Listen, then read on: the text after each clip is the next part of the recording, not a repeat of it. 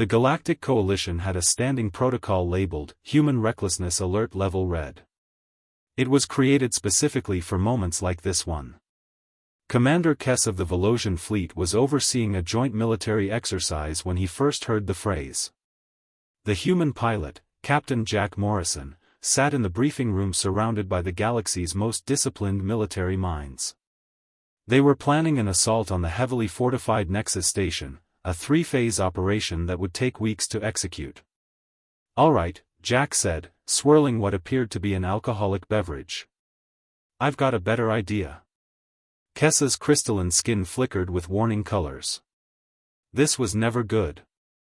"We could do a direct frontal assault," Jack continued, seemingly oblivious to the collective intake of breath from every alien officer present.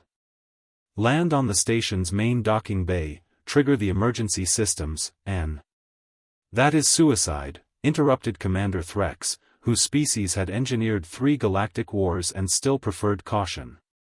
"Exactly," Jack grinned. "Which is why they won't expect it." He stood up, his eyes scanning the room. "Hold my drink." That phrase.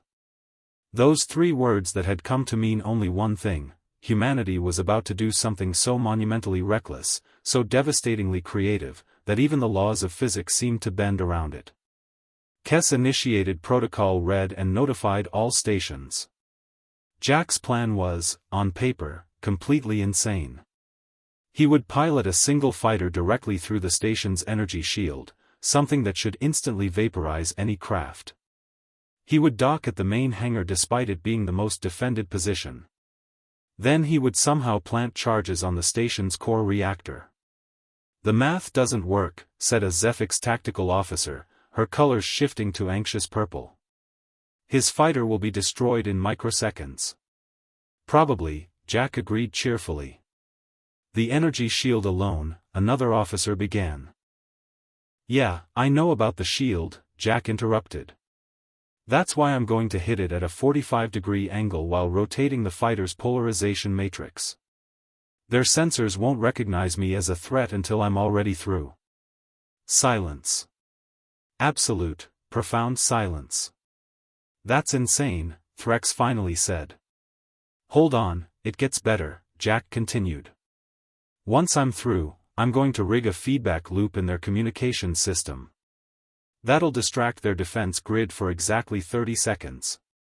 That's all I need to reach the core."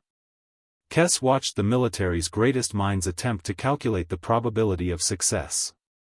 The answer was approximately 0.000 something. But there was something in Jack's confidence that made them pause. They authorized it.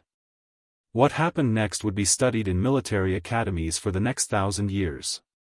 Jack's fighter approached the Nexus station at impossible velocity. The energy shield should have obliterated him.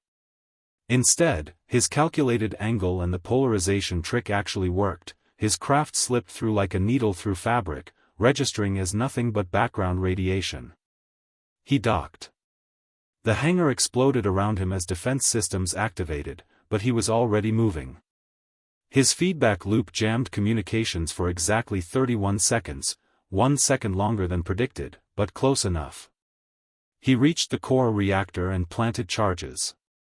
The explosion cascaded through the station, disabling its defensive capabilities. The Coalition fleet moved in, and within hours, Nexus Station was secured. Casualties on the human side, 0. On the enemy side, catastrophic. When Jack returned to the briefing room, he was still grinning, covered in burns and ash. "That," said Kess slowly, "should not have been possible." "Yeah, well," Jack shrugged. "Humans have a saying, nothing ventured, nothing gained." "You ventured certain death," Threx pointed out. "Did I die?" Jack asked innocently. Over the following weeks, the incident became legendary. Fleet commanders across the galaxy began implementing Jack Protocol, deliberately factoring in what they called human chaos factor. It turned out that when you stopped thinking in traditional military terms and started thinking like a species that had evolved fighting things that wanted to eat them, impossible things became possible. Kess requested Jack as a permanent liaison to the Volosian fleet.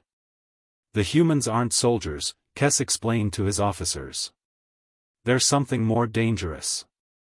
They're improvists. They look at an impossible situation and instead of calculating why it won't work, they figure out how to make it work anyway. He paused, watching Jack in the training facility below, already planning the next impossible maneuver. Every species in this galaxy was built for order, for structure, for predictability. But humans? They were built for chaos. And sometimes, chaos is exactly what you need to win. And that was why, whenever a human anywhere in the coalition said, "Hold my drink," alien commanders didn't just brace for impact. They got front row seats to the impossible.